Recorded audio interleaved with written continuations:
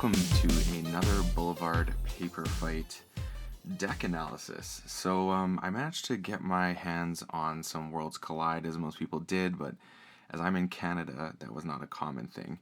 So here is the first deck that I ever opened from Worlds Collide. It's called Logorfan, the Rogue of Dragons, and it is the deck I've played the most games with, and I think it might be the best one that I opened from the set. From the set that I opened from.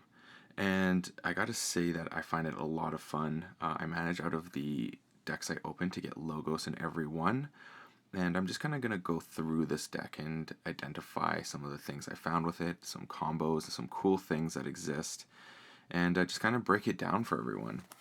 So I have the cards organized the way they appear on the Archon card.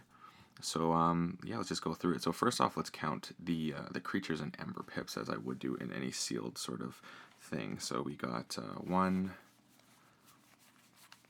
2, 3, 4, 5, 6, 7, 8, 9, 10 Ember Pips on the cards, okay? Now, then we got the creatures. So for creatures, we got 1, 2, 3, 4, 5, 6, 7, 8, 9, 10, 11, 12, 13, 14, 15, 16, 17 creatures. So respectable number for sure. And the thing that I noticed with this deck is that the Saurian house is the powerhouse in this, and everything else is kind of like working around that and letting that do its thing. So let me just go through each house though to show you what we got. So this has Daughter, which was a great card. This card I absolutely love, Eddie, or Edai, however you want to say it. 4x4. You play archive a card, and then your opponent's keys cost +1 for each card in your archives. There's a bunch of ways to archive in here, which is really cool, especially with like Tau Vapors. A great deck manipulation. You're getting to see 2 cards and then archive a card, which is fantastic. Then you have also Memory Chip, which is a huge engine for Edai if you can protect that card, because it is a target as soon as it hits the board. I've noticed as soon as I put it out, people want to get rid of it. So that's one thing you got to be aware of. And then another all-star in this LOGOS house is Mimic Gel, and it is a card that cannot be played unless another creature is in play, and it enters play as a copy of another creature in play, except it belongs to House LOGOS. So that works as one of your opponent's creatures or one of yours, which is fantastic. I absolutely love this card. It can put in a lot of work. You can even copy an Eddie just to get that double key cost going and make it twice as hard to get rid of. So really great card. Next we're going to move on to the Saurians. Got 2 Axiom of Grisps and 2 Imperiums. So these Imperiums are really helpful for warding 2 friendly creatures. If you get your Eddies out and they survive a turn, you can then start warding them so that they stick and your opponent's keys just cost more. And then you also have Axiom of Grisp, which says ward a creature and destroy each creature with no Ember on it. You gain 2 chains. So there's 2 board wipes in here, essentially. If you're going against Saurian, it's a little harder. Then you have something like City State Interest, which goes really well with Axiom of Grisp, because then you get Ember on all your creatures. And yeah, so you capture 1, take them off a key, and then you board wipe, which is really powerful. Another card I absolutely love in here is Favor of Rex. It says trigger the play effect of a creature as if you had just played it, and that goes on both sides, so your opponent's or yours. Amazing. And then you have the Imperial Forge key cheat, so a City State Interest where each friendly creature captures 1. You can potentially make this go off. So really cool card. Really like that. And then a couple other things that stood out in here is Raider Gallon.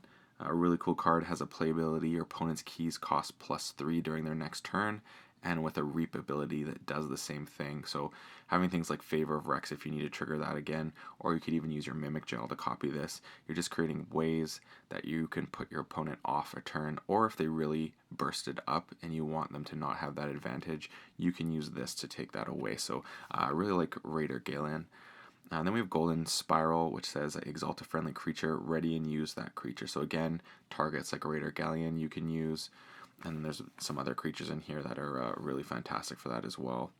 Those are the main ones I really liked in the Saurian house. And I'm going to move on here to Shadow. So Breaker Hill is an elusive creature. It says each of its neighbors gains action steal 1. If you start pairing that with something like a Yancy Gang, you're getting action steal 2. That's really powerful.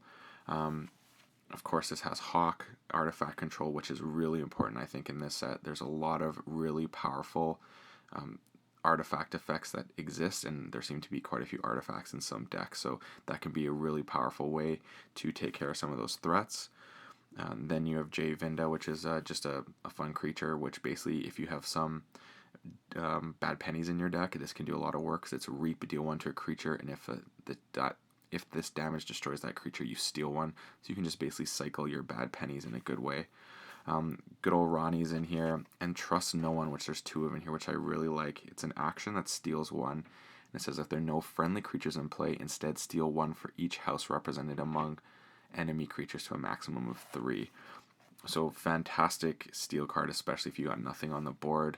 Maybe you had an Axiom that didn't quite take care of their creatures. There's different ways I can see that going off. And then Whisper is, I would call this the unsung hero.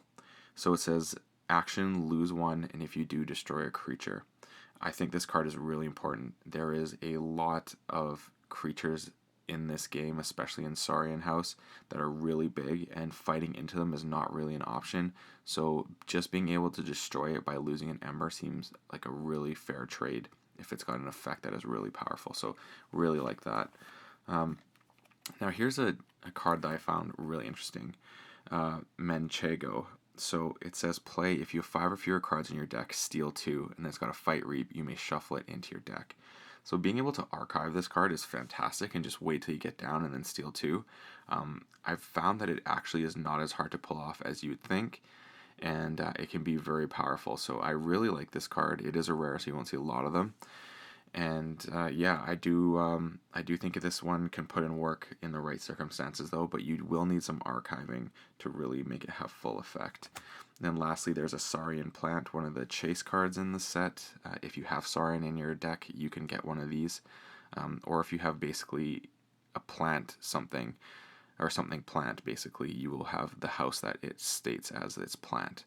And it basically says after player chooses Saurian as their active house, gain 1. So it's a pretty good card, just a neat card, but it doesn't usually stick. They usually get killed pretty quick. So that's the Lagerfan, the Rogue of Dragons. Love the name. This deck is really good. It has some really cool combos together, and it's really fun to play. So that's this one, and I will be doing some more of these, going over some of the decks I opened. So hope you enjoyed this and getting to see my perspective on Worlds Collide. I really like this deck. I find it has a little bit of everything and puts in work. So please like and subscribe, and check out some of the other videos that I got on my channel. And as always, may your Ember never be stolen and you forge your keys promptly. Have a good one.